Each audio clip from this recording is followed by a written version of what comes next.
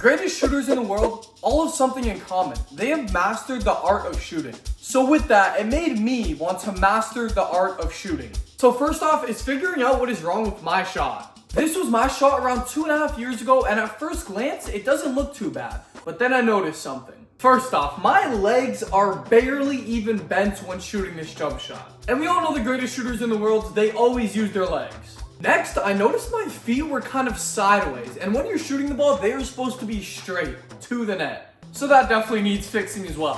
Third off is the arc on my shot. It's not terrible, but that is not gonna master my shooting. Now that I know what's wrong, I need to fix those things because over the past 2.5 years, my shot really hasn't changed that much. Alright, so we've arrived at the court, but the first thing we need to do, like Curry explained, is to find the 3 hooks at the front of the rim. So let's go take a closer look at that. And for me, there's always 2, sometimes 3 hooks facing me, which are almost the same width as a basketball. And so my goal is to put that basketball right on those hooks.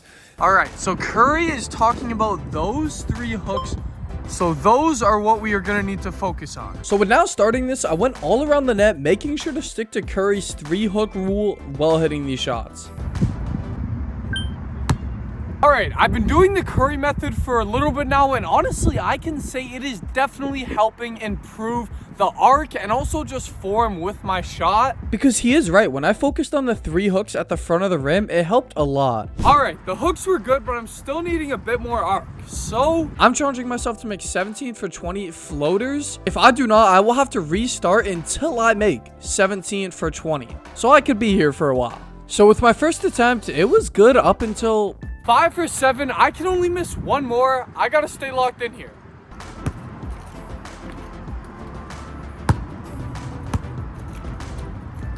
Second attempt on this, but like all the greats say, practice makes perfect. So let's hit it on the second attempt. Is what I thought was gonna happen. Literally the next 15 tries / 30 minutes, I just couldn't make 17 for 20 floaters. But then finally, on my 17th try, I finally.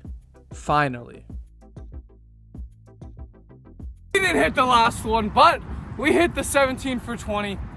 Oh my lord, that took way longer than I expected. How did that take so long?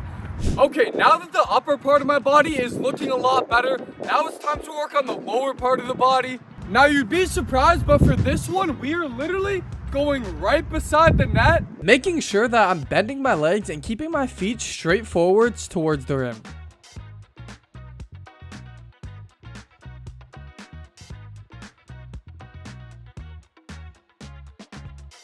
Alright, the 5 minutes is over. I was able to make 94 of those shots. And you may think, BallinTops, that was such a simple drill, there's no way it helps that much.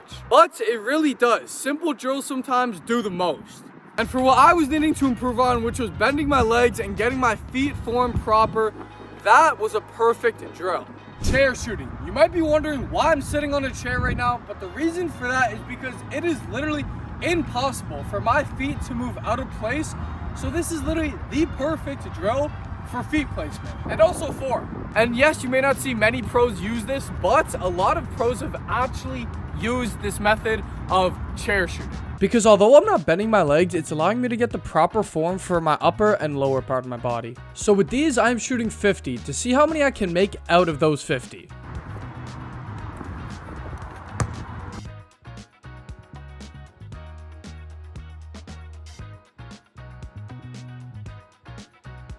I'm not gonna lie, this method is a lot harder than expected, so it's gonna take me a little bit to get used to it.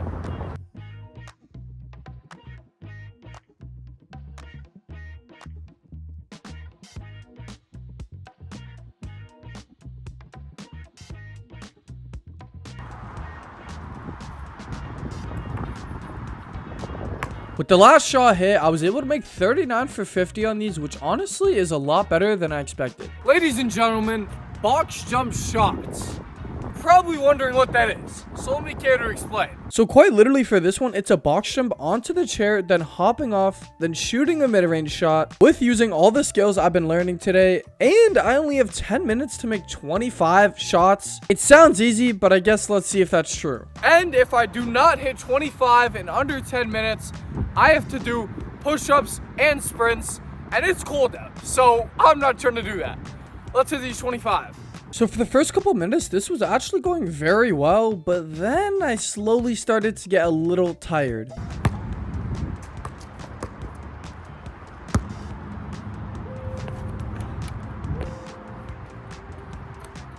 Last one.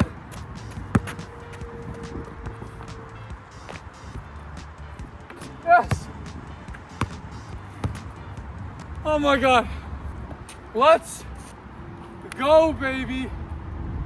Oh my God. We hit 25 of those in 8 minutes. Oh my God. I'm not even over exaggerating on how tiring that is. Let's go, baby. 25 in 8 minutes. If you guys try that, you will know it is a lot harder than it looks. Oh my God. So, mastering the art of the shot isn't a one-day process, but I do believe with enough time, my shot will be mastered.